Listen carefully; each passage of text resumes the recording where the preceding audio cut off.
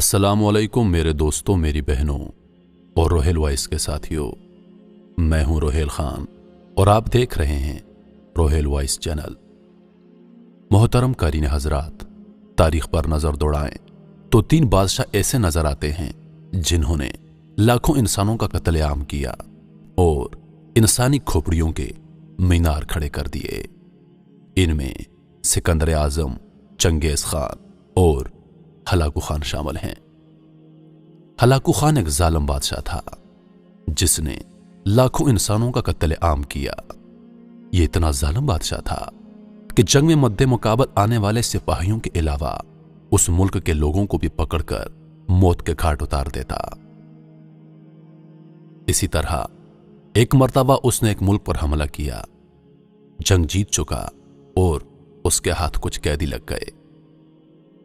Hulagu Khan अपने घोड़े पे शान से बैठा हुआ था।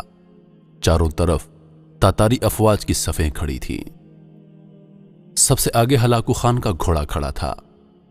हलाकू खान के सामने 3 सफ़ें खड़ी की गई थीं जिसको आज हलाकू खान ने कत्ल करना था। इनके सर कलम कर दो, हलाकू खान ने गरजदार आवाज से कहा। जल्लादों ने सर काटने शुरू कर दिए। पहली सफ में एक की गर्दन गई, दूसरे की गर्दन गई, तीसरे, चौथे की। पहली सफ में एक बूढ़ा गरीब खड़ा था और मौत के डर की वजह से दूसरी सफ में चला गया। पहली सफ का मुकम्मल सफाया हो गया। हलाकू खान की नजरों ने उस बूढ़े शख्स को देख लिया था।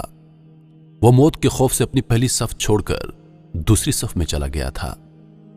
हलाकू खान घोड़े पे बैठा हुआ, हाथ में लीमू लिए उछालकर उनसे खेल रहा था और लोगों के कत्ल का मंजर देखकर इस खेल से खुद को खुश कर रहा था।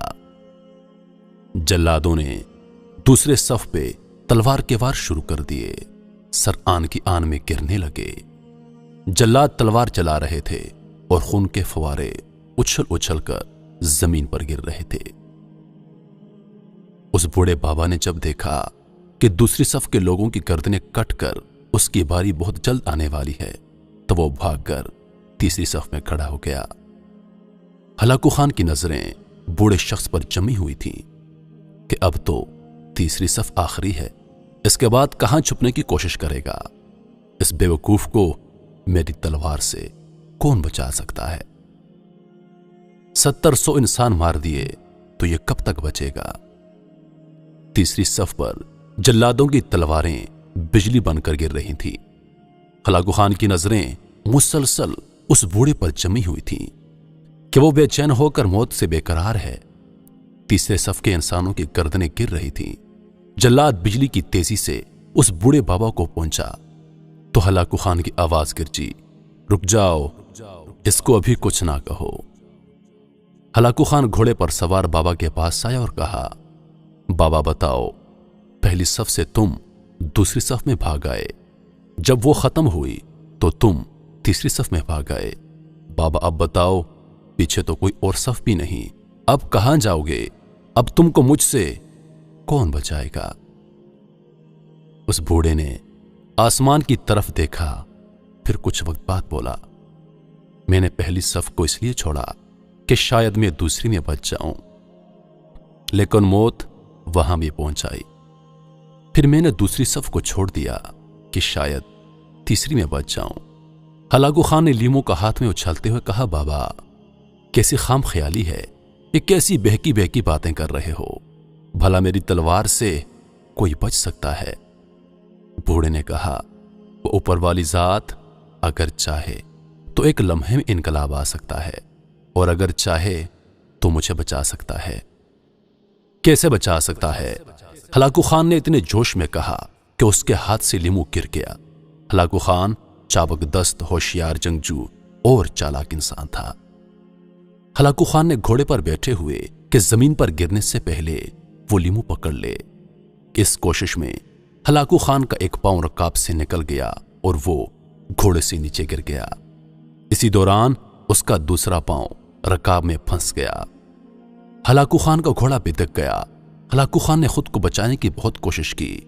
लश्कर भी हरकत में आ गया, लेकिन घोड़ा इतना भितक गया था कि उसने हलाकू खान को पत्थरों में घसीट घसीट कर उसका सर पत्थरों से पटक पटक कर मार दिया।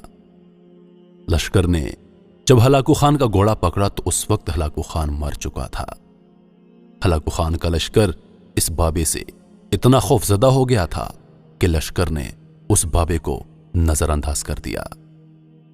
दहशत का निशान कहलाने वाला बादशाह जिसने लाखों इंसानों का कत्लेआम किया, अल्लाह ने उसकी मौत को रहती दुनिया तक इबरत का निशान बना दिया। मेरे मोहतरम अजीजों, मौत का एक वक्त मुकर्रर है। मौत न अपने वक्त से पहले आती है और ना ही अपने वक्त के बाद। और जब मौत का वक्त मुकर्रर हो जाता है तो चाहे बादशाह हो या फकीर, उसको मौत से कोई नहीं बचा सकता। और मौत सिर्फ और सिर्फ अल्लाह के हाथ में है। मजीद वीडियोस देखने के लिए हमारे चैनल को सब्सक्राइब करें और दिन की ताजा तरीन अपडेट्स के लिए चैनल पर मौजूद घंटी के बटन को दबा दें ताकि हमारी हर नई आने वाली वीडियो सबसे पहले आप तक पहुंचे।